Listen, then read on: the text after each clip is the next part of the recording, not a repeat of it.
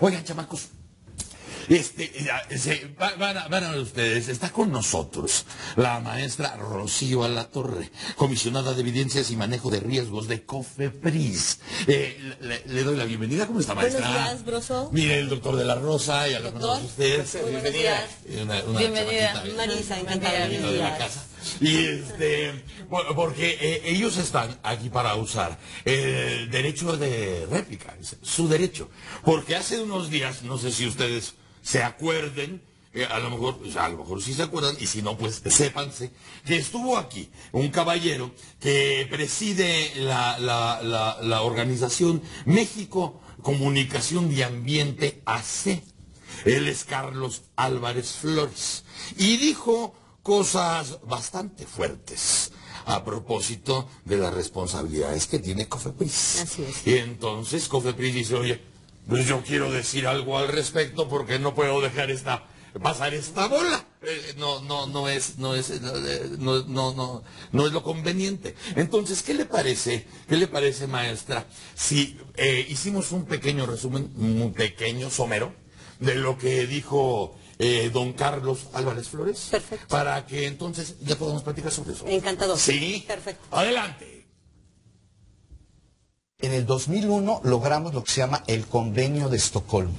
El Convenio de Estocolmo es un acuerdo global en donde ya 172 países del mundo reconocen la toxicidad y la gravedad de todos estos compuestos y le denomina compuestos orgánicos persistentes. Bueno, más claramente, contaminantes orgánicos persistentes, sí, los COPS.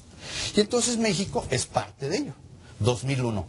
Se ratifica en 2004 y nosotros llevamos 8 años sin que hayamos informado a los mexicanos de la gravedad de estos productos. Solamente la Semarnat, la Secretaría de Salud y ese organismo que, aunque parece bueno, la COFEPRIS, me refiero a la Comisión Federal para la Protección contra Riesgos Sanitarios, que aunque es una muy buena idea que el señor Fox inauguró en el 2001, ya tenemos 11 años con él, y no han tenido la delicadeza de decirnos a los mexicanos, ¿saben qué? El DDT y todos estos plaguicidas, más otros productos que se llaman dioxinas y furanos, que químicamente son policlorodioxinas y policlorofuranos. Se generan en todos los incendios. Yo vendí hipoclorito de sodio, ese cloro que tenemos en la casa, que no quiero decir la marca, porque pues, lo que quiero es que se vaya. Ese hipoclorito de sodio yo vendí más de 100,000 toneladas allá en los 80s. Hoy ya no usamos eso, hoy usamos otro peor, se llama ácido tricloro isocianúrico, o sea, tiene un radical cianuro. Y una bióloga irresponsable que está en COFEPRIS, que se llama Rocío Alatorre Eden Winter, que es una mujer muy irresponsable, me dice, oiga, ingeniero, esos riesgos que usted dice son inexistentes. Le digo, bueno, usted es bióloga, o sea, usted sabe de pajaritos. Yo soy geoquímico, yo vendí venenos, yo vendí cianuro de sodio. O sea, ¿cómo me dice usted que el ácido tricloro isocianúrico que usan en las albercas? Yo les recomiendo a todos que no se metan a las albercas, por favor. Hay 15,000 muertes al año por cáncer anal y de vejiga. En el azúcar están usando glutaraldehído y precisamente Rocío Alatorre dijo, no, no está autorizado, porque yo lo denuncié. Dice, no está autorizado, pero ya lo vamos a autorizar. Dije, ¿pero por qué? El glutaraldehído es para limpiar el bisturí y los utensilios de cirugía, no para ponérselo al jugo de caña. Maestra Rocío Alatorre, después de esta plática que tuvimos con don Carlos Álvarez, pues ya se imaginará usted que nos quedamos en la onda de qué estamos consumiendo o qué nos están dejando consumir, que es cancerígeno, que es mortal y que son cosas que usamos en las casas o en los hospitales o que tenemos tremendo contacto con estas cuestiones.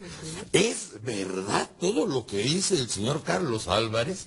Mira, Broso, antes que nada te agradezco muchísimo el derecho de réplica porque, como viste, si era menester que estuviéramos aquí presentes, ¿no? Como COFEPRIS, como institución, yo en lo personal, donde no hay ningún agravio, desde el 2003 estamos platicando mucho el ingeniero Álvarez y una servidora, y bueno, ahí hay toda una historia. Pero yo quisiera básicamente poner en contexto lo que él dijo, sí, y agradezco mucho esta oportunidad nuevamente. Mira, La COFEPRIS es la institución que evalúa los riesgos sanitarios de una serie de productos y de una serie de procesos para identificar si hay un riesgo o no y prevenirlo, minimizarlo, atenuarlo o simplemente impedirlo. O sea, es decir, somos una agencia que la Organización Mundial de la Salud nos acaba de reconocer como una autoridad nacional de referencia. Entonces, primero, como agencia regulatoria, tenemos un reconocimiento de la OMS, OPS, que no es menor.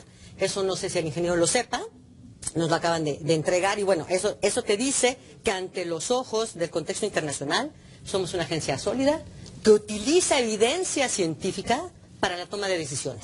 Ese es el primer elemento. Tenemos una página de internet, nos comunicamos con los ciudadanos, realizamos una serie de actividades. Recientemente el comisionado Arreola nos está informando sobre retiros de sustancias o productos no permitidos, etcétera. Es decir, estamos actuando para proteger los riesgos. Esa es la primera historia. La segunda, ¿para qué evaluamos riesgos? Pues para precisamente manejarlos. Es decir, la vida es un riesgo. Y hay riesgos voluntarios y riesgos involuntarios. Es decir, esa es una decisión, eso es algo que está ocurriendo aristotélicamente hablando, vaya, pues, ¿no? La vida tiene riesgos, cero riesgo no existe. Si alguien te habla del cero riesgo, no sabe análisis de riesgo y no sabe estadística. Pero esto se calcula.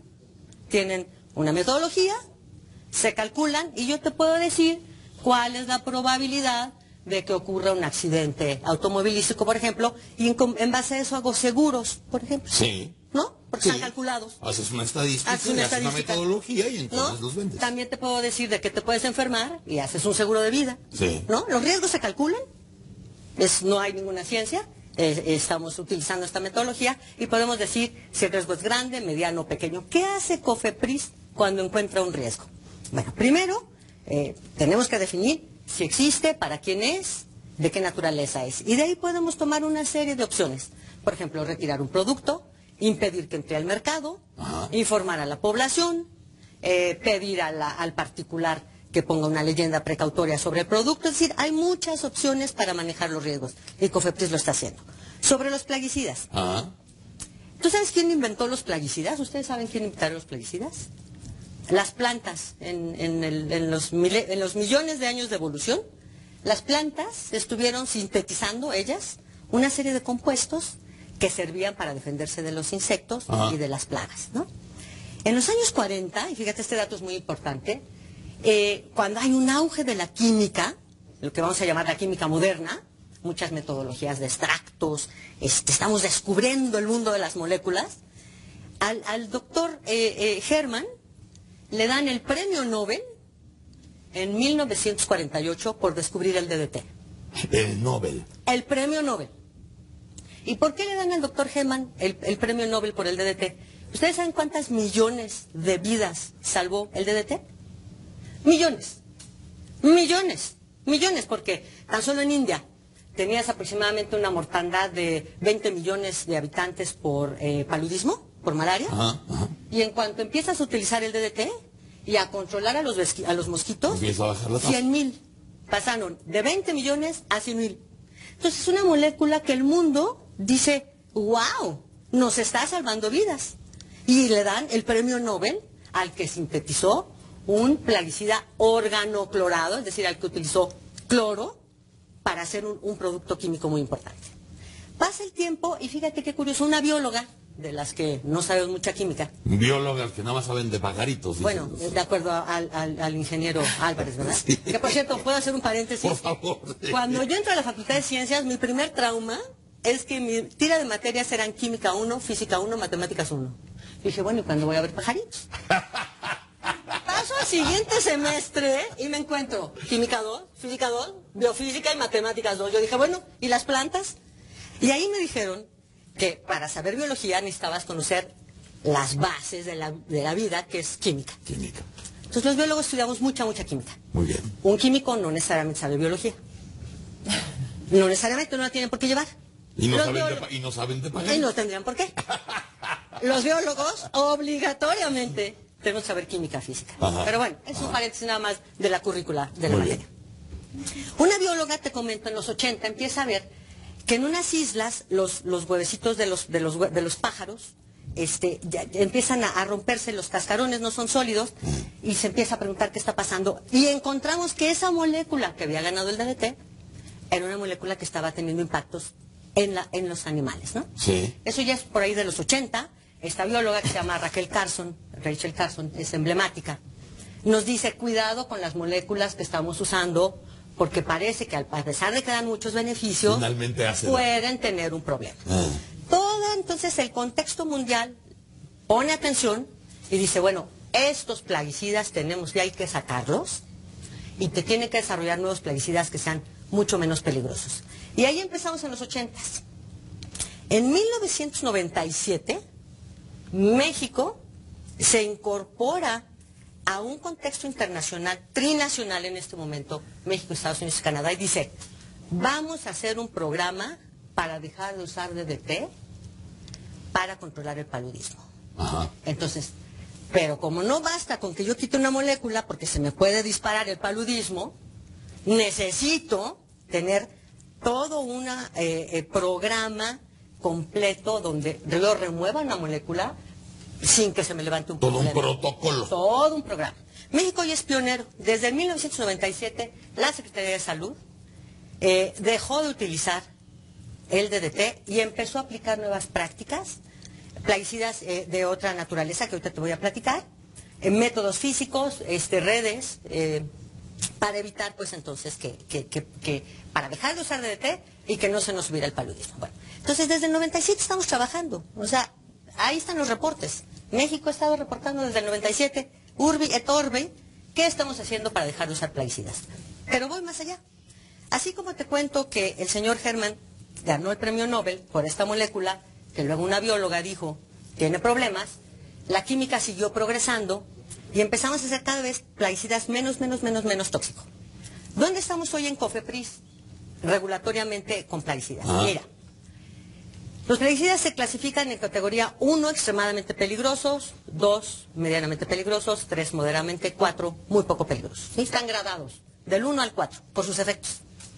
Tenemos 290 plaguicidas de la categoría 1 y 3.200 plaguicidas de la categoría 4. Ajá. Sí, tenemos más del 10 veces más plaguicidas no tóxicos que tóxicos, ¿sí? Porque el mundo entero está utilizando plaguicidas menos tóxicos. No solo México, el mundo entero. ¿Cuáles son los plaguicidas de hoy? Los extractos de ajo, el extracto de gardenia, el extracto de canela. Como yo les comenté al principio, las plantas son las innovadoras, sí, y los químicos, biólogos, estamos extractando sus moléculas. Pues nos dimos cuenta que el extracto de canela no le hace daño a nadie y protege mucho a las plantitas. Entonces, nos hemos movido en un contexto internacional sólido, científico, documentado, en donde no se usan plaguicidas tóxicos en el país, o se usan el menor número, y se usan plaguicidas muy poco tóxicos. Entonces, no hay un riesgo hoy a la población. O sea, maestra, porque desgraciadamente el tiempo se nos va, pero entonces ustedes nos pueden asegurar que en COFEPRIS no está sucediendo lo que Carlos Álvarez Flores dice, que nos están exponiendo con los cloros, con los insecticidas, con el azúcar. O sea, queda perfectamente establecido que la población no está en riesgo. Mira, queda perfectamente establecido que no hay necesidad de alarmar a la población sobre hechos que no están ocurriendo. Voy a regresar ahorita. Con el señor Álvarez tenemos 10 años carteándonos. Tenemos una larga historia. Hay una relación, sí, de alguna manera, sí, de 10 años. Sí, de 10 años. Tenemos 10 años, él ha ido a la oficina, recientemente fue, compartimos información, y lo único que pide COFEPRIS, porque es el único contexto en el que se puede mover, es dame evidencia científica. Es decir, ese es el rasero. Ese es el punto donde se encuentra la relación. El rasero es la ciencia. El rasero es la ciencia. No es yo que pienso. O sea, dame pruebas científicas de que nosotros estamos poniendo en riesgo por favor, a la población. Por favor, porque de otra manera no. Porque yo sí te puedo dar pruebas científicas de que no. Ahí sí hay una prueba científica, claro, de parte de ustedes. Claro, mira, te voy a contar. Si en esta relación, claro, que tienen ustedes medio especial, sí, de 10 años, sí, y tomando en cuenta que aquí el tiempo es muy especial, pero ¿Estarían ustedes dispuestos en esta relación de 10 años a que estuviera el señor Carlos Álvarez y usted? A tus órdenes. La próxima semana. A tus órdenes. Nada más. A tus órdenes. Nada más en la inteligencia de que el señor Álvarez nos vino a decir que la población está en riesgo en muchas cosas gracias a los malos oficios de ustedes en COFEPRIS.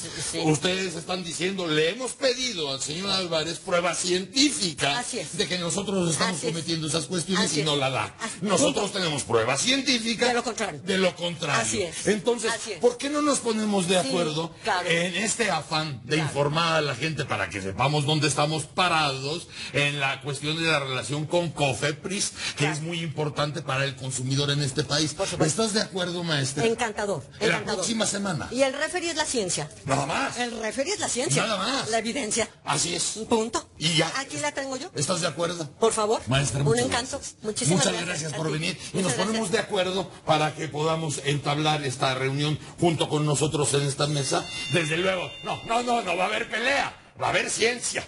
Por favor. Tiene que haber ciencia, no es pelea, no es un desgreñadero. Y un ganador, que seríamos los mexicanos. Un ganador, por sí, favor. que nosotros tendríamos que ser los ganadores. Es la población el ganador. Son las 7:59. ¡Órale!